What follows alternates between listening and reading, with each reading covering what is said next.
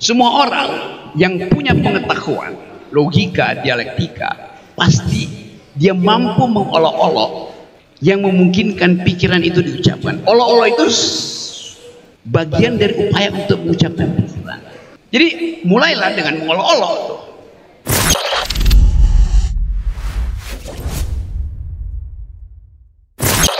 Sudah Rocky menyampaikan pemikiran Agus Salim dan apa implikasinya nanti untuk generasi Z atau milenial. Silakan, sama waktu tadi 15 menit dan kita buka nanti satu pertanyaan untuk Fadu Kifayah tadi dan kita nanti panelis pada terakhir nanti. Silakan dengan hormat Uda Rocky. Yang mana yang bunyi ini ya? Oke. Oke, terima kasih. Ya betul itu, saya pengurus panjat tebing karena saya suka panjat tebing. Oh ya, itu saya pulang medali emas Paris. Tapi tetap saya dianggap penghujat negara. Oke lah. Ngomong-ngomong soal gunung dan tebing, satu waktu saya naik ke Gunung Talang. Gunung Talang di Solok. Oke, coba kita bikin pantun dulu ya. Gunung Talang ada di Solok. Di Bukit Tinggi ayam berkokok. Agus Salim diolok-olok. Cakep. Tapi tetap ia merokok. Ya.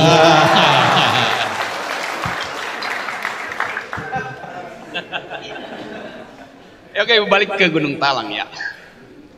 Saya naik Gunung Talang dan di puncak Gunung Talang itu, kira-kira setelah dia terbakar kan tahun 2012.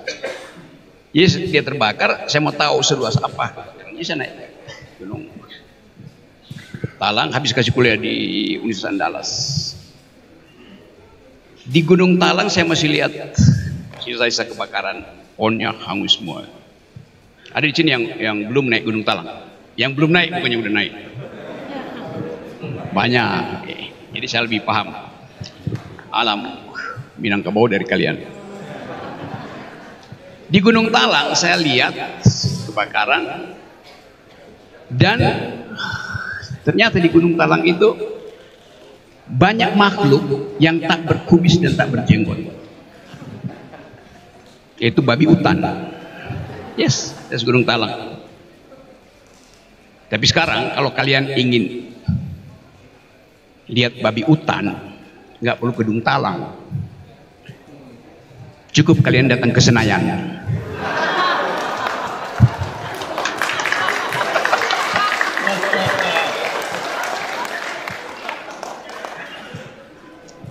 Oke, kita coba ulas sesuatu yang dibebankan pada saya, yaitu mengolok-olok dengan akal sehat.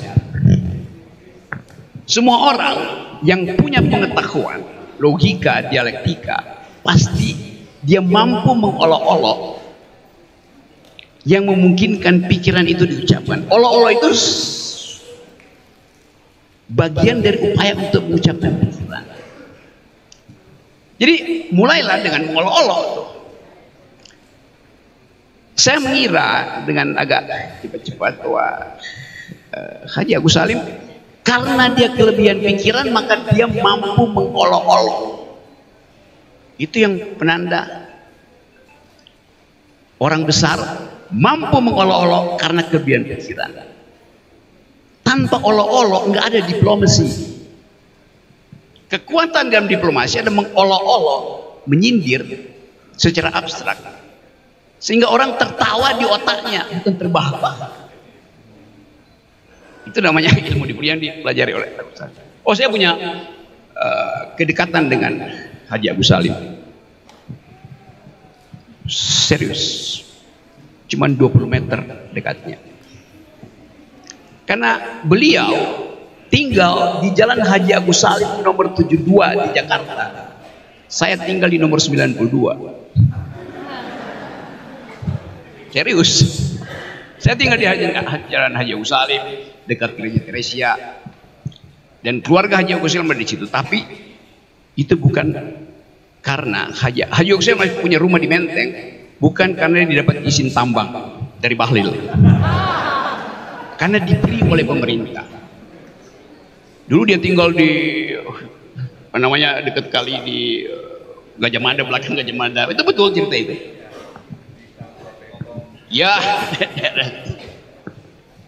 Jadi sekali lagi kita mau terangkan sebetulnya apa yang membuat ide-ide dari Agus Salim tentang percakapan diplomatik gagal hari ini. Anda bayangkan, ya ambil aja bagian itu. Kemarin Pak Prabowo pergi ke Cina, lalu keluarlah joint statement bahwa Indonesia dan Cina bersama-sama akan mengevaluasi klaim tentang batas laut di Cina Selatan. Joint statementnya bunyi begitu. Lalu timbul keresahan di publik Indonesia dan publik internasional.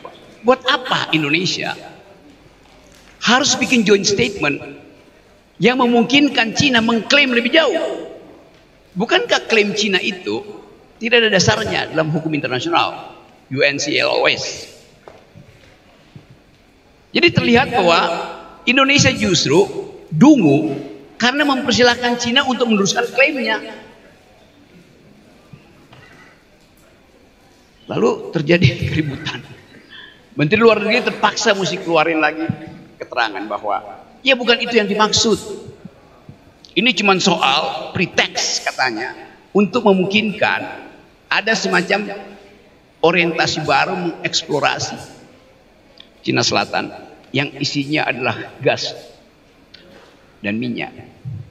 Jadi bayangkan kesalahan membuat statement itu menimbulkan keresahan di Asia Pasifik sana. Karena yang resah bukan sekedar pengamat apalagi militer yang menganggap kan kami udah bela, kenapa bikin kesepakatan yang memungkinkan Cina punya argumen lagi untuk duel di Cina Selatan. Kan kita udah menang sebetulnya.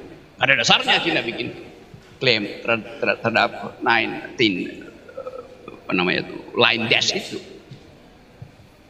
Yang resah sekarang Filipina, Malaysia resah, Brunei resah, Vietnam resah, Jepang resah, Korea Selatan resah.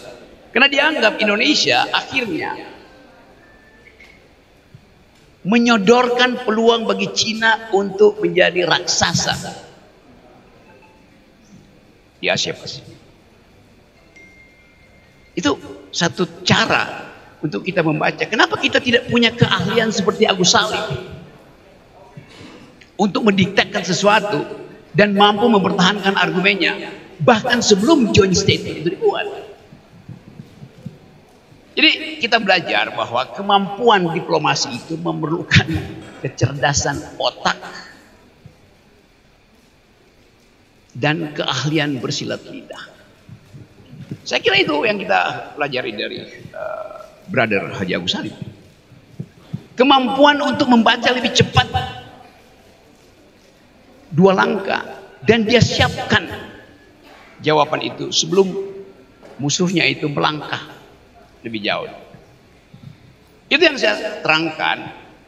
Kemampuan kita didasarkan pada keinginan kita untuk menghidupkan perdebatan. Di dalam kebiasaan tiada perdebatan, kita sekedar menerima fakta-fakta itu tanpa mencerna.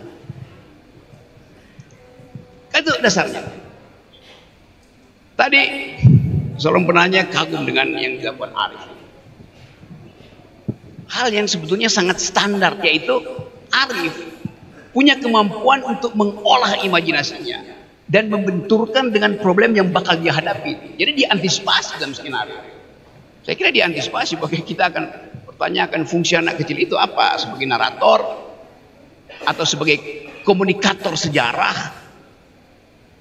Kan soal-soal ini nih. Jadi kita lihat bagaimana kurikulum pendidikan kita tidak lagi mengajarkan dialektika, didaktika. Akibatnya yang ada sekarang adalah para demagog, bukan para pedagog. Satu-satunya pedagog yang tersisa di negeri ini tinggal Pak Fasli Jalal.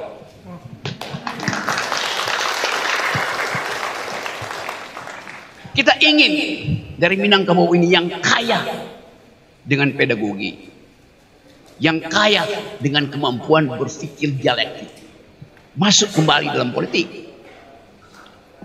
Kan politik itu hanya diucapkan kalau Anda punya dalil, bukan karena punya amplop. Dalil itu hanya disebut dalil kalau dibantah oleh dalil tandingan. Terjadi percakapan argumentatif. Jadi saya bayangkan misalnya suatu waktu kalau kita hidupkan kembali akal pikiran kita akan katakan bahwa Sumatera Barat kelebihan pikiran dan kita bisa subsidikan pada negeri ini yang kekurangan pikiran. IQ nasional kita itu tinggal 78 masalahnya. IQ nasional kita tinggal 78. Bayangkan, Singapura 115, Finlandia, ya sekitar Asia Pasifik aja, Singapura 115, Vietnam 105.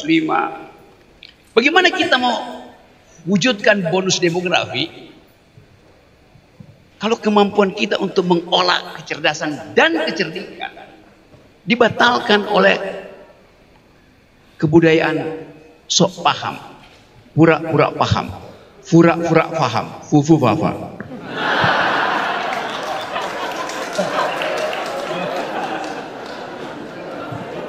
Gimana? Saya udah jadi Haji Agus Salim belum? Ya, pura-pura paham.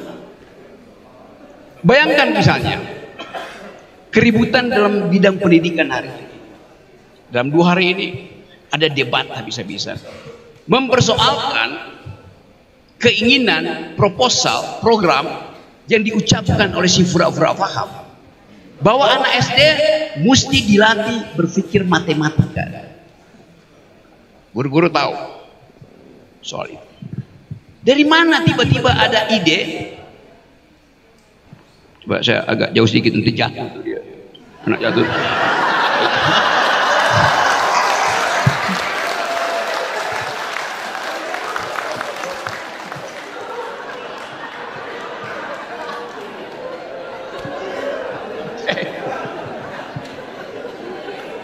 Saya lanjutkan ya. Dari mana ada ide untuk mengubah kurikulum TK supaya dari sejak TK anak-anak itu diajar matematik? Pedagogi macam apa itu? Di seluruh dunia anak TK itu diajar bermain supaya rekreasional tumbuh. Imajinasi tumbuh dari dia bermain itu. Jadi kan mestinya kita dengar sesuatu dari sang ahli. Kalau saya bikin cara membedakan apa bedanya atau apa samanya Arif dengan beliau.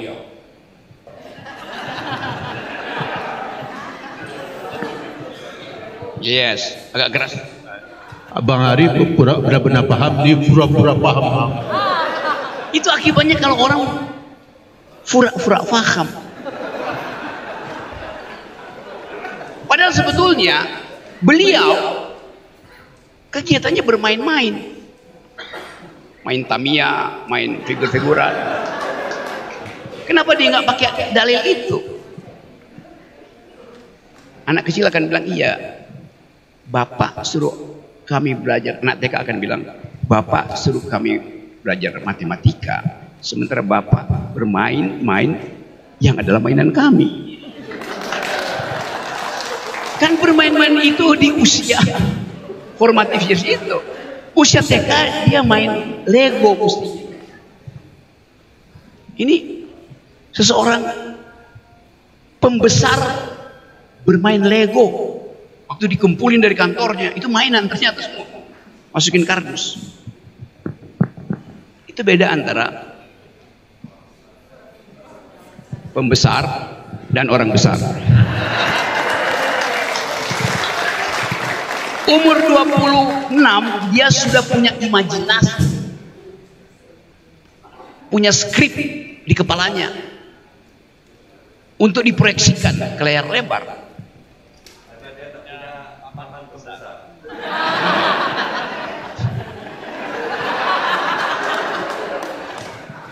Jadi imajinasi itu datang dari kehidupan yang sifatnya dialektis. Dia nggak, tadi ditanya dari mana, dari buku, enggak. Dia mendialektir sendiri pikirannya. Kata dialektika itu lekat dengan Tan Malaka.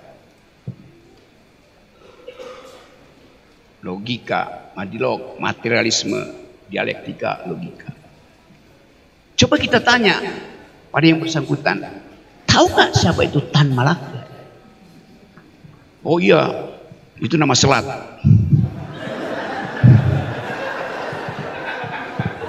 Apalagi kalau kita tanya, do you speak madilog? Pedagogi awal negeri ini ditulis oleh orang Minang. Logika, materialisme, dialektika. Itu yang memungkinkan kita mampu diingat sebagai bangsa yang berpikir. Orang yang belajar logika akan tahu di mana jebakan-jebakan farsisnya. Orang yang belajar dialektika tahu kapan dia harus menggeleng supaya terjadi percakapan.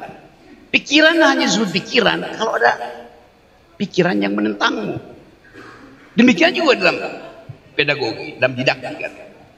Guru hanya disebut guru kalau dia mau mengkritik pikiran muridnya. Murid hanya disebut murid kalau dia mau mengkritik pikiran gurunya. Di ruang kelas kesetaraan argumen itu ada antara guru dan murid. Jadi jangan halangi murid untuk mengkritik guru. Biarkan murid itu mengkritik guru. Kita ingin dialektika itu jadi fondasi pikiran kita. Supaya timbul semacam percakapan akademis. Biarkan murid itu mengembangkan imajinasi. Bayangkan misalnya, coba kita bikin sedikit permainan kecil. Guru-guru konvensional mengajarkan bahwa sungai itu adalah apa yang mengalir dari gunung pergi ke laut. Terus menerus kurikulum itu kita hafal-hafal. Lalu ditanyakan pada si murid, apa itu sungai? Ya, air yang mengalir dari gunung ke laut. Dan itu yang bikin gundul hutan justru. Karena airnya nggak sempat mampir di pohon, langsung pergi ke laut. Anak yang cerdas akan bilang bahwa sungai itu adalah air yang naik dari akar pohon ke ranting daun, lalu berubah menjadi energi oleh matahari, fotosintesis terjadi, oksigen diproduksi siang hari, CO2-nya bereaksi dengan hijau daun, lalu di situ tumbuhlah energi. Jadi ada sungai yang mengalir horizontal, ada sungai yang naik vertikal. Maka kita ubah cara berpikirnya. Sungai bukan sesuatu yang mengalir horizontal, ada yang naik vertikal. Bagaimana mungkin? Pembuluh kapiler di pohon itu namanya sungai. Kecil-kecil bahkan tak terlihat. Tapi dengan efek itu ada penghijauan. Jadi kalau Anda menebang pohon, artinya Anda membendung sungai. Sungai di dalam batangnya. Kan itu cara berpikir. Kalau kita terapkan misalnya madilog, kira-kira begitu cara berpikirnya. Kalau Tan Malaka ada di sini, dia akan tambahkan contoh ke saya. Tapi kita tahu apa yang disebut metode. Berpikir artinya menggeleng, bukan mengangguk. Sering saya terangkan bahwa kalau Anda punya pikiran, biarkan pikiranmu itu diributkan orang. Di kita, meributkan pikiran itu langsung kena ITE. Bagaimana kita bisa tumbuh di dalam dialektika kalau pikiran itu terhalang oleh undang-undang ITE? Anda punya pikiran dalam bentuk puisi, film, tesis, disertasi. Harusnya ada yang mengkritik. Kritikus film, kritikus puisi, kritikus narasi, kritikus disertasi. Itu baru kita sebut ada tukar tambah pikiran. Kalau pikiran Anda dalam bentuk film, puisi, disertasi, buku, tidak dibicarakan orang, maka isinya itu adalah doa. Doa tidak boleh dikritik. Ini mari kita rayakan memperingati 70 tahun Haji Agus Salim punya Tuhan lagi. Kira-kira begitu kalau kita satiriskan. Setelah mengembara di dalam dimensi filosofi, mengembara membaca perjalanan sejarah ilmu pengetahuan yang membuat dia meragukan Tuhan, Agus Salim akhirnya menemukan semacam penjelasan akhir, itu agama. Tapi dia peroleh itu setelah dia eksplorasi seluruh pengetahuannya dengan imajinasi, dengan logika dan seterusnya. Jadi dia menerima Tuhan ketika dia tahu bahwa eksplanasi terakhir tidak mungkin dia terangkan lagi. Dengan logika yang koheren itu dia terima facticity, the ultimate being yang kemudian disebut sebagai Tuhan. Kita nggak pernah tahu yang dia imajinasi dia tentang Tuhan itu sama dengan kita. Kita nggak pernah tahu. Mungkin dia punya imajinasi yang lain. Tetapi bahwa ada fundamental explanation pada akhirnya itu yang dia terima sebagai dasar untuk mulai menerapkan prinsip-prinsip kehidupan yang beradab. Kita bisa pakai cara lain. Tapi yang penting metode Haji Agus Salim memutuskan untuk menjadikan agama sebagai salah satu hal fundament untuk memperpanjang peradaban, itu yang menyebabkan dia diundang di mana-mana. Kan itu dasarnya. Jadi sekali lagi kita mau bercakap-cakap tentang fungsi dari pedagogi yang diajarkan secara otodidak oleh Haji Agus Salim. Beda dengan Pak Hatta, Muhammad Hatta yang belajar metodologi di Eropa, yang menghasilkan ide tentang sosialisme, tentang kooperasi, tentang human solidarity.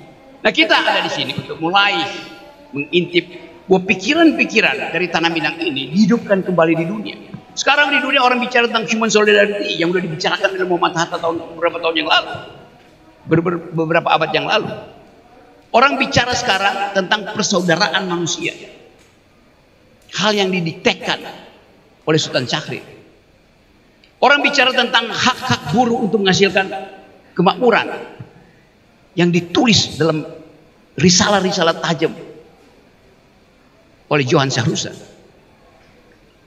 Jadi kita kembali untuk memikirkan sesuatu yang belum tereksplorasi tapi mengendap dalam sejarah pengetahuan kita. Jadi kita lihat kontrasnya. Kita ingin ada upaya untuk menggali kembali pikiran-pikiran bermutu. Sementara seseorang yang baru pulang ke Solo kembali ke dunia publik dengan mulai membagi-bagi BLT lagi. Ada lihat kontrasnya. Jadi kesempatan ini sangat bagus bagi kita supaya ada sesuatu yang kita anggap tesis baru dari Tanah Minang. Bring intellectual back into politics. Kembalikan kekuatan berpikir ke dalam politik supaya kita bisa halangi dari sekarang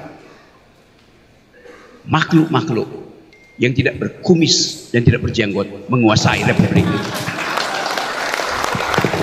Oke, luar biasa udah Rocky ya.